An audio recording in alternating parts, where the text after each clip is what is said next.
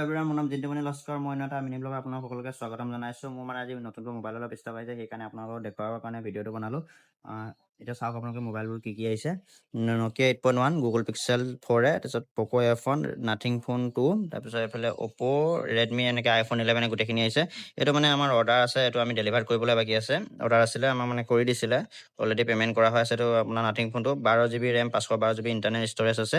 আৰু লগতে আছে আমাৰ Google Pixel 4a, এইটো 6 GB 128 GB ষ্ট'ৰেজৰ হয়। একদম ধুনীয়া ফোন, একদম হাতত হেণ্ডি ফোন বুলি ক'লেও ভুল নহয়। এইটো বহুত সৰু কম্পেক্ট ফোন। তাৰপিছত আপোনাৰ এইফালে এইটো আমাৰ